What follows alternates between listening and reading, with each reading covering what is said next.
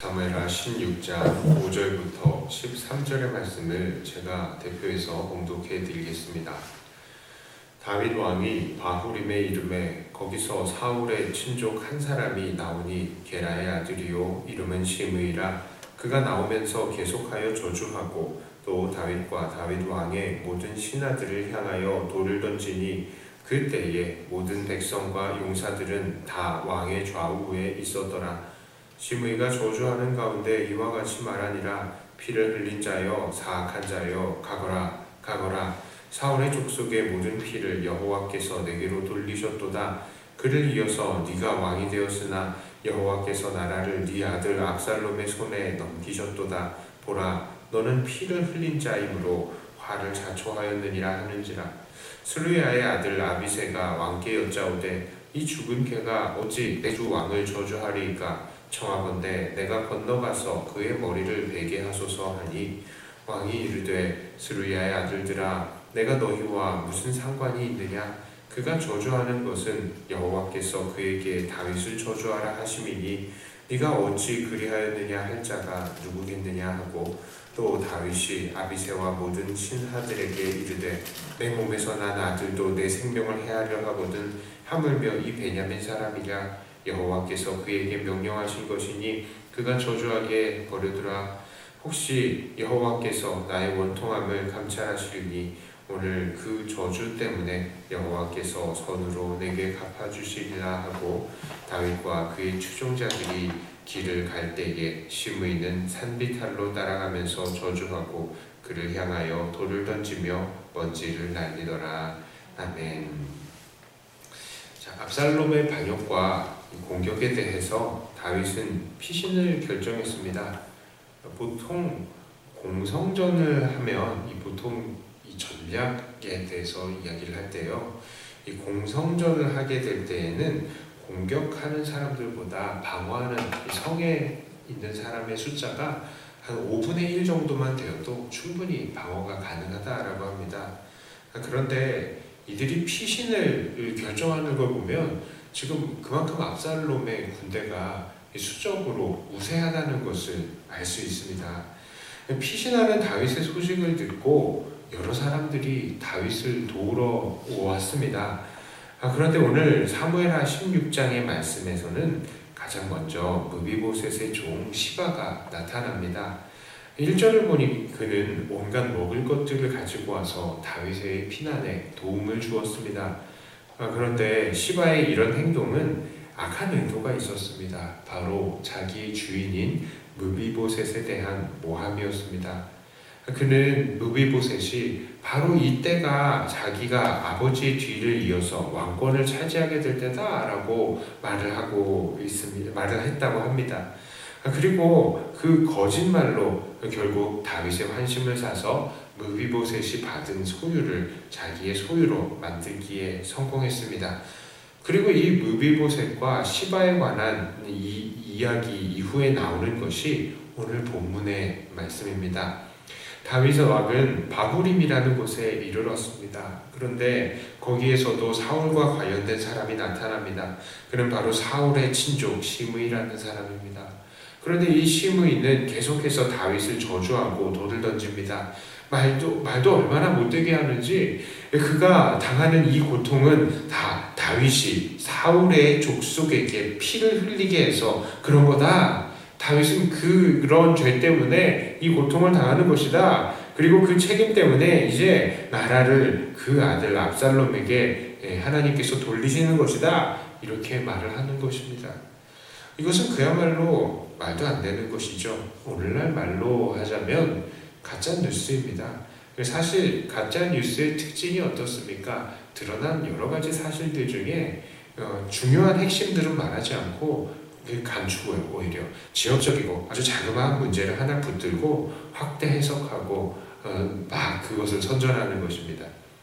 사실 다윗은 사울과 그 아들들을 죽이지 않았죠. 전투에서 그들을 죽인 것은 이방 족속이었습니다. 그런데 그렇다면 이들은 무엇 때문에 지금 이런 이야기가 나오고 있는 것입니까?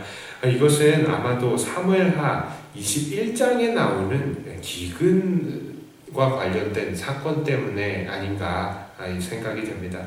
아주 명확한 시기가 드러나지 않았지만 다윗의 통치 기간 동안에 3년이나 기근이 있었습니다. 그래서 다윗이 알아보니까 하나님께서 그 이유는 바로 사울이 기브온 사람들을 학살했기 때문이다 라고 말씀합니다. 이 기브온 사람들은 이방인이지만 맹세하고 이스라엘과 하나님을 섬기기로 약속한 사람들입니다. 그러니까 그들은 당연히 보호를 받기에 합당한 사람들이죠. 시므이가 말하는 것이 정말 이런 기브온 사람들 때문에 사울의 집안 사람들이 죽어야 되는 것이었다면, 그러니까 그 사건이 오늘 다윗이 피신한 것 이전에 일어난 사건이라면 다윗이 이렇게 사울의 집안에 피 흘린 것에 대해서 책임이 있다는 시므이의 주장이 어느 정도 일리가 있을 수도 있습니다. 하지만 그 기브온 사람과 관련된 사건도 사실은 먼저 이 언약을 어겨버리고 또 기브온 족속을 학살한 것에 대한 결과였습니다. 사울이 그렇게 한 것이죠. 사울의 집안은 사울은 기브온 사람들의 집안을 수많은 사람들을 죽게 했지만 그것에 대해서 7명의 목숨으로 갚았어요. 단 7명의 사울의 집안의 사람들의 목숨으로 그것을 갚았습니다. 생명에는 경중이 없지 않습니까? 이 모든 과정에서 원인을 따지자면 기브온 사람들을 돌보겠다는 약속을 어기고 그들을 학살한 사울의 집안이 그 원인을 제공한 것입니다. 그러니까 지금 시므이의 주장은 그야말로 사건을 확대 해석하는 경우이죠. 자, 시므이는 왜 이렇게 생각을 하고 또 다윗을 비난했는지 그 이유는 잘 모르겠습니다. 그것은 정말 악의적인 의도가 있었는지 없었는지 모르겠지만 어쨌든 시므이는 단편적인 사실만을 가지고 이 전체 사실을 부풀리며 하나님의 이 전체적인 진정한 뜻을 왜곡한 것은 부정할 수 없는 일입니다. 참 그런데도요 다윗은 이 모든 과정을 인내합니다. 참습니다. 그리고 이 모든 것들이 하나님께서 행하신 것이다 라는 것을 인정하면서 이 시므이를 해하지 않습니다. 그리고 하나님께서 그 억울하심 때문에라도 이 다윗에게 손을 베푸실 것을 소망하죠. 자, 우리는 이 본문으로 여러 가지 항상 은혜를 받아왔었습니다. 특별히 이 다윗의 태도, 이 모든 고통을 이겨내는 다윗의 태도가 참 우리에게 큰 도전이 되기도 합니다. 그러다 우리는 좀 다른 점에서 오늘은 적용점을 찾아보도록 하겠습니다. 첫 번째로 우리들은 타인의 불행을 나의 행복을 위한 기회로 삼아서는 안 된다라는 것을 우리는 또 깨달을 수 있습니다. 오늘 사무엘하 16장에서 시바나 시므이의 행동을 보면 공통점이 나타나죠. 그것이 바로 다윗의 불행을 통해서 자기의 행복의 기회를 삼았다는 것입니다. 시바는 다윗에게 찾아가서 다윗을 돕는 척하면서 거짓말로 자기의 이속을 챙겼습니다. 시므이는 어떻습니까? 다윗에게 돌을 던지면서 사울의 집안이 져야 했던 책임을 다윗에게 돌리고 자기 나름대로 스트레스를 해소했습니다. 이 모든 것들은 우리 믿는 자들에게는 본이 되지 않는 행동입니다.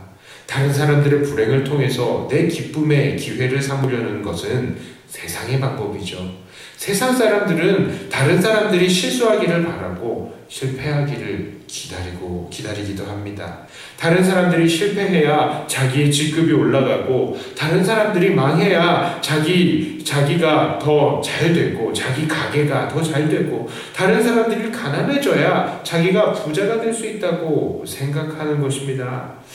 이번 코로나 바이러스 창궐을 이용해서 마스크를 매석한 사람들도 있습니다. 그 사람들은 어떻습니까? 남들의 불행을 자기의 행복의 기회로 삼는 사람들이죠. 벌 받아서 마땅합니다. 자, 하지만 예수님으로 인해서 하나님의 백성들이 된 우리들은 어떻게 살아야 합니까? 로마서 12장 15절에 이렇게 말씀합니다. 즐거워하는 자들과 함께 즐거워하고 우는 자들과 함께 울라. 자, 우리는 즐거워하는 자들과는 함께 즐거워하고 우는 자들과는 함께 슬퍼할 수 있어야 합니다. 오늘 혹시 우리 주변에 슬픔을 당한 사람들은 없습니까? 그들과 친구가 되어주고 그들을 위로해주며 같은 마음으로 아파해 주어야 합니다. 가난한 자들을 돕고 고통당하는 자들을 위로하고 그들을 위해서 기도하는 우리가 되어야 합니다. 참고로요, 고통당하는 사람들을 위로한다면서 이런 사람들이 있더라고요. 에이, 네가 당한 고통은 고통도 아니야. 나는 너보다 더 심각한 고통을 이렇게 이겨냈어. 이렇게 이야기를 합니다. 이건요, 사실 전혀 위로가 안 돼요. 진짜 위로가 안 됩니다. 왜냐하면요, 누구든지 자기가 당한 고통이 제일 큰 범입니다. 그런데 거기서 자꾸 자기 경험을 이야기하면 이건 위로가 아니라 그 사람 앞에서 자기 자랑밖에는 안 되는 것입니다. 그러니까 그냥 고통을 당하는 사람들이 있다면 그들을 안아주시고 함께 슬퍼해 주시는 것이 차라리 낫습니다. 그래서 내가 당해보지 않은 일, 이런 말에 대해서는요, 또 말을 아끼는 게 좋고요. 정말 이런 식으로 다른 사람들의 마음을 격동하는 게 아니라 정말 그들의 친구가 되어주고 그들과 함께 공감할 수 있는 우리들이 되었으면 좋겠습니다. 자, 두 번째로요, 우리들은 하나님께서 하시는 일을 함부로 판단하거나 자기만의 자의적인 해석으로 하나님의 뜻을 왜곡해서는 안 되는 것입니다. 오늘 시므이가 그런 잘못을 했습니다. 그는 자기 나름대로는 자기 해석이 옳다고 생각했을 수도 있어요. 그래서 다윗 때문에 죽은 사울의 집안의 핏값에 대해서 다윗이 이제 그 값을 치르는구나 이렇게 생각했을 수도 있죠. 그러나 그는 그런 결론을 내리기 이전에 정말 하나님의 뜻을 구하면서 신중을 기할 필요가 있었습니다.